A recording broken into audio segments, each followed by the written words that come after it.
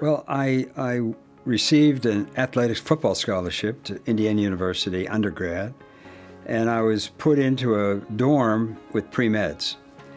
Neither of my folks went to college. I knew very little about college, and they asked me when I got the newspaper to sign up for classes what I wanted to be when I grew up. I said, well, my father wants me to be an attorney, and my mother thought maybe medicine. And they said, well, why don't we sign you up for medicine, and if you don't like it, you can always drop down to law.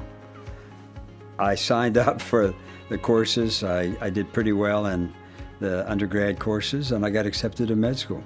When I first came to Pittsburgh, I was struck by the young men with quadriplegia that came annually into our emergency room, and I began putting on symposium and teaching courses in the prevention of head and neck injury in sports. That led me to being invited to join the Steelers as the first neurosurgeon in the NFL, actually, to be designated by an NFL team. And I've used the Steelers as a laboratory of sorts where we've been able to make, I think, significant contributions in terms of the management of concussion, head and neck injuries, spine injuries in sports, and prevent them. Joe Maroon has made the University of Pittsburgh and UPMC a better place by all the different things that he does. He cares, he's impactful. When he puts his mind to something, he gets it done. What he's done is over many decades, starting with his work with a skull base. He created the first skull base center that's worked together with ENT in the world, essentially. They transformed neurosurgery. He was very, very involved in transforming neurosurgery over many decades. As a surgeon, he developed new operations and has been involved in the history of neurosurgery from A through Z.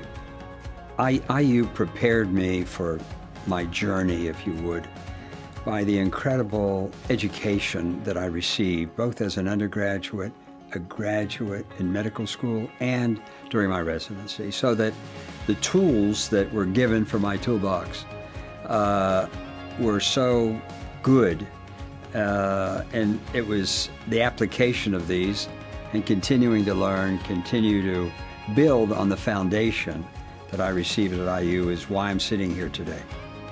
You know, there's a saying that we give but little when we give of our possessions. It's when we give of ourselves that we truly give. And when you think about medicine and what we do, there's no greater gift than giving of ourselves and everything we've learned and all of our experiences to others to help them heal. And I would say, generally speaking, that's the greatest joy that I get. I cannot think of a better person to get this recognition than Dr. Joe Maroon. Joe Maroon is an impactful individual, a caring individual. I don't know that he sleeps or not. He's always working. He's always doing something to better the world. When he puts something in his mind, he makes a difference. And this award, I believe, recognizes his ability to make a difference in the people around him. You know, this award for me is really a capstone, if you would, on my career. I've received different honors and visiting professorships and this sort of thing, but to be acknowledged by an esteemed university like IU and by the IU alumni, and to be singled out for this is just the very highest honor I could ever receive in my career.